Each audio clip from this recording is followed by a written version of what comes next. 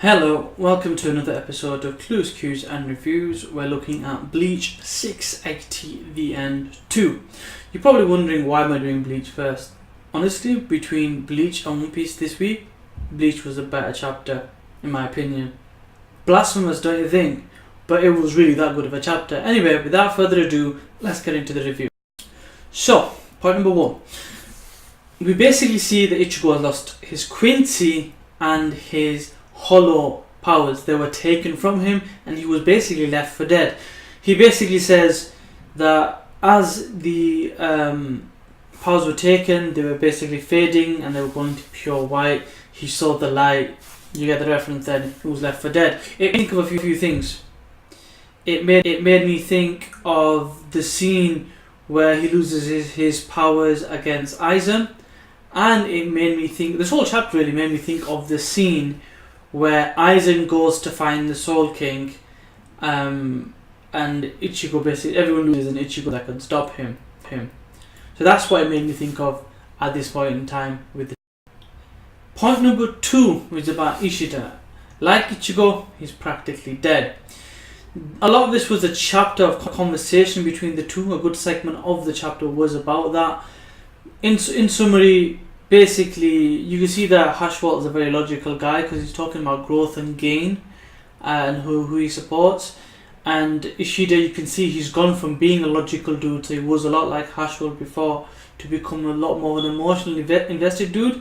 And he basically even states that he goes, if I can be anything resembling my friends, it would give me great joy. And I did the things that I did, not for gain, not for growth, but for my friends. So I thought that was kind of cool.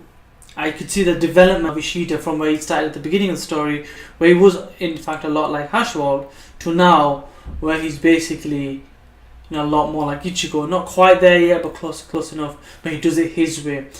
Well, then you find the idea of Hashwald saying, look, well, you invested in the wrong guy. You might as well invest in the king now by giving up your life. Like die for the cause, so to speak. And then he lets loose one of his final swings but gets stopped. So as he gets stopped, the reason for this is Yhwach is starting to take back powers. He basically says he doesn't need any of his children, he doesn't need Ichigo, he doesn't need the Senritas. Effectively, he feels like he's got nothing to worry about now, being that effectively Ichigo has been taken care of. You can imagine Zaraki Kenpachi has been taken care of. God knows what's going on with Aizen. Kisuke Urahara has been taken care of. So a lot of the battle powers have been kind of handled in a way. So I guess he feels like he doesn't have anything to worry about, being that he's taking care of Ichigo as well. What I found interesting was the sentinel that is Gerard Melvalkarai would turn into a skeleton, but didn't really confirm, unless I missed this, what happened with Hashwald and Ishida. It'll be interesting to see what happens in that regards, but effectively all the powers that he once accumulated and passed on to his Elite Fours have basically been taken back, and it sets up the stage for the next point. So the fourth point and the final point really is about Ruki and Renji arriving, and it was kind of funny because of Yhwach's reaction. He basically was like, why have you insects come to see me? Why did you even bother? You're not even you're basically tired and everything else. What are you really going to do? And he goes, however, if you want to die, I'm just going to be over here. Just come on down and I'll take all your joys, your happiness away from you. I will get you to the point in the future where you're the most happiest and I will destroy you. He goes, anytime you feel joy, I will be there. He's basically death. And he's like the shadow of death across the world, which is scary because they're Death Reapers. So this is death for Death Reapers, basically. So that was kind of cool.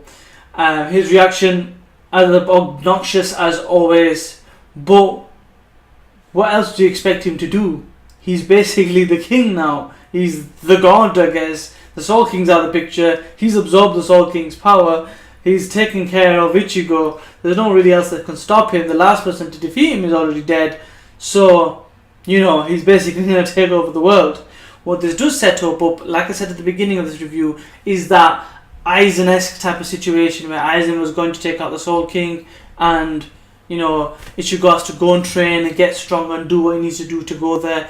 And I'm hoping with this happening, this isn't the final battle, there's going to be one more, and everyone's gonna be bringing in everything.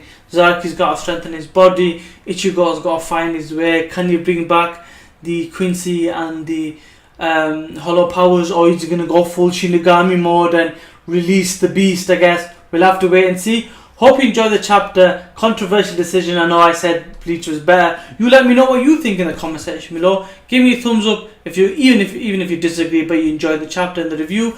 I'll see you next time. I'll see you in the next review. Subscribe.